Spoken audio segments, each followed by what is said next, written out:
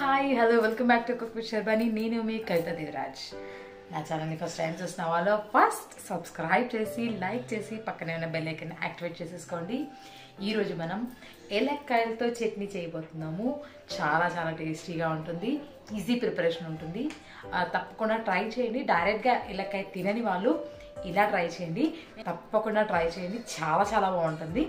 Okay friends, నా channel like చేసేసి మీ friends and ఫ్యామిలీకి షేర్ చేసేసారు కదా. అయితే రెసిపీలోకి వెళ్ళిపోదాం. మరి let's go. First of all ఈ ఏలక్కాయని మనం పగలగొట్టుకోవాలి. దీనికోసం నేను సుత్త తీసుకున్నాను. బాగా దెబ్బ తాకిద్దండి. ఏలక్కాయ బాగా పైన పొచ్చు బాగా గట్టిగా ఉంటుంది కదా,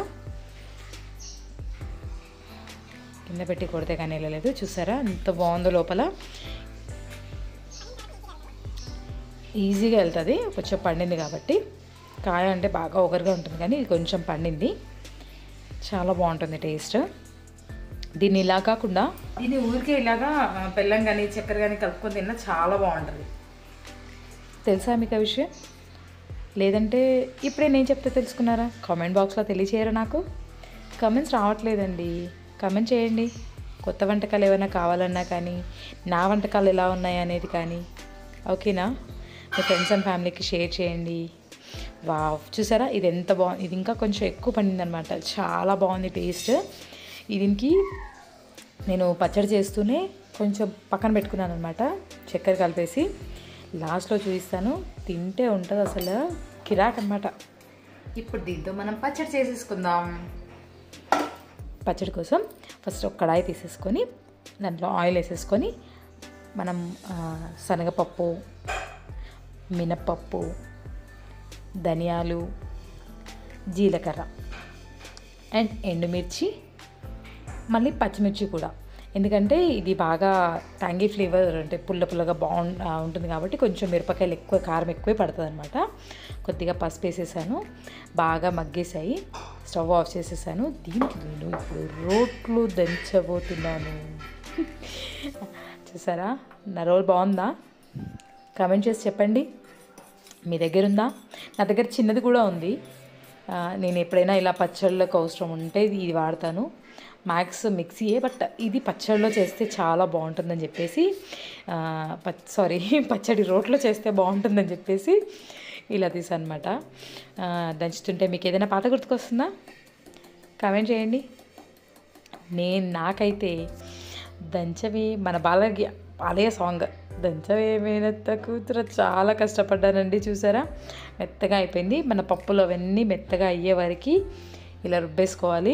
నాకు కొంచెం టైం ఎక్కువే పట్టింది రోట్లో కాబట్టి, మిక్సీలో అయితే ఇలా తిప్పేస్తే అలా అయిపోయేది. చూసారా చాలా బాగా మెత్తగైంది కదా. ఇప్పుడు దీంట్లో మన మెయిన్ ఇంగ్రీడియంట్, మన బాస్ ఏలక్కాయ. తీసినప్పుడు అంత లేదు కదా, నేను దాంట్లో తీసానని చెప్పాను కదా, పక్కన గిన్నెలో వేసేసి పెట్టాను. చూసా ఏర్పడుతుందా పక్కన? దాంట్లో షుగర్ వేసేసి పక్కన పెట్టేసాను అనమాట. కొంచెం అందులో షుగర్ వేసేసి కొద్దిసేపు అట్లా పక్కన పెట్టేసామనుకో, మంచిగా మెల్ట్ అయిపోతుంది షుగరు, సూపర్ ఉంటుంది టేస్ట్. దీన్ని బాగా దంచేసుకోవాలి. ఏలక్కాయ మొత్తం మనకి పచ్చళ్ళలో కలిసిపోయేంత వరకు బాగా దంచుకోవాలి. ఇప్పుడు నేను ఫస్ట్ నుంచి కూడా గమనించారా, సాల్ట్ వేయలేదు. అండ్ దీంట్లో మనం కొంచెం వెల్లుల్లి కూడా వేయాలి, బెల్లం వేయాలి, చాలా బాగుంటుంది టేస్ట్. నేను ఒక చిన్న నిమ్మకాయ కాదు, అంత హాఫ్ అంత వేసాను. ఇదే మొత్తానికి సరిపడా సాల్ట్, నేను దొడ్డుప్పు వాడాను. మొత్తం అంతా కలిసేలా బాగా దంచుకోవాలి. ఎవరి మీద కోపం ఉంటే తలుచుకొని దంచుకోండి, మంచిగా మెత్తగా అయిపోతుంది అనమాట. చూసారా ఇలా నూరుకుంటే అంతా బాగా మిక్స్ అయిపోతుంది. మీరు ట్రై చేయండి, ఓకేనా? ఎప్పుడైనా చేశారా? ఇంకా ఏలక్కాయతో ఇంకేమైనా వెరైటీ వంటకాలు ఏమైనా ఉన్నాయా నాకు చెప్పండి, తప్పకుండా నేను ట్రై చేస్తాను. రేపటి వరకు, రేపు సండే ఆల్రెడీ, రేపు ఏలక్కాయలు కనుక మిగిలితే చేస్తాను అది. లేదంటే మా పిల్లలు తినేస్తే మాత్రం నేనేం చేయలేను కదా. చూసారా బాగా దంగిపోయింది కదా. ఇప్పుడు దీన్ని మనం పోపు పెట్టేసుకుందాం. పోపు కోసం నేను ఇదే కడాయిని వాడుతున్నాను. స్పెషల్గా ఇంకెందుకు, ఇదే కడాయి వాడేయచ్చు కదా, అందుకని. దీంట్లోనే ఇంకొంచెం ఆయిల్ వేసేసుకొని పోపు దినుసులు నేను అన్నీ ఒకే బౌల్లో వేసేసి తీసుకున్నాను.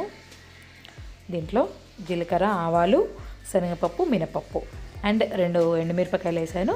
కొద్దిగంత ఒక రెమ్మంతా కరివేపాకు, కొంచెం తుంచి వేస్తే కరివేపాకు స్మెల్ చాలా బాగా వస్తుంది పోపుల్లో. ఇంగువ కంపల్సరీ వేయాలండి. ఇంగువ నేను యాక్చువల్లీ అన్నిట్లలో వేస్తాను, బట్ ఇంగువ వాడని వాళ్ళు కూడా ఈ పచ్చడికి కొంచెం ఇంగువ వాడండి, చాలా చాలా బాగుంటుంది. కొద్దిగంత పసుపు వేసేసుకొని దీన్ని బాగా కలిపేసుకొని పప్పులు బాగా వేగిన తర్వాత మన పచ్చడి నూరుకున్నది కదా దాన్ని వేసేసి ఒక 2-3 నిమిషాల వరకు బాగా కలిపేసుకోవాలండి. మంటని కొంచెం స్లో ఫ్లేమ్ చేసుకోండి. నేను ఆల్రెడీ చేశాను, కొంచెం తగ్గిస్తాను చూడండి. దీన్ని కొద్దిగా ఒక 2-3 మినిట్స్ వరకు అయితే ఖచ్చితంగా ఆయిల్లో వేయించుకోవాలి. అయితే మనకి స్టోర్ ఉంటుందన్నమాట ఎన్ని రోజులైనా. అంటే ఈ టేస్ట్కి మనకు స్టోర్ ఉండదులేండి, తినేస్తారు ఆటోమేటిక్గా. బట్ మనం స్టోర్ ఉంచాలనుకున్న ఒక 3-4-5 డేస్ నాకు తెలిసి మ్యాక్సిమం ఉంటుందండి, 1 వీక్ వరకు. చాలా చాలా బాగుంది టేస్ట్. అన్నంలోకి కానీ మనకి చపాతీస్లోకి కానీ చాలా బాగుంటుంది పచ్చడి. తప్పకుండా ట్రై చేయండి, లైక్ చేయండి. మన వేడి వేడి ఎలక్కాయ పచ్చడి రెడీ అయిపోయింది, కాలుతుంది. టేస్ట్ ఎలా ఉందో చూద్దామా.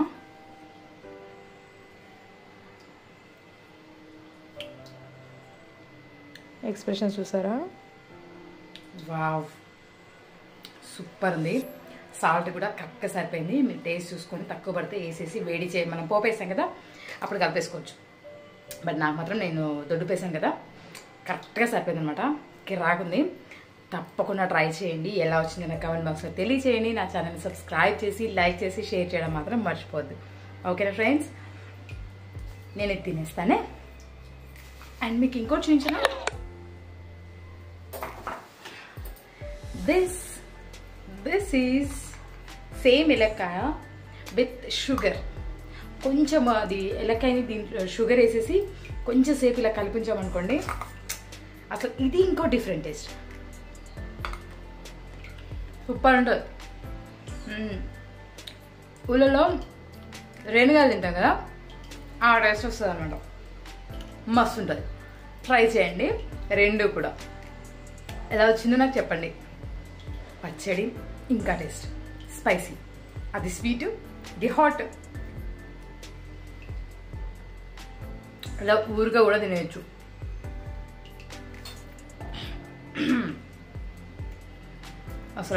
అసలు దానికి దీనికి ఫుల్ డిఫరెంట్ టేస్ట్ అనమాట.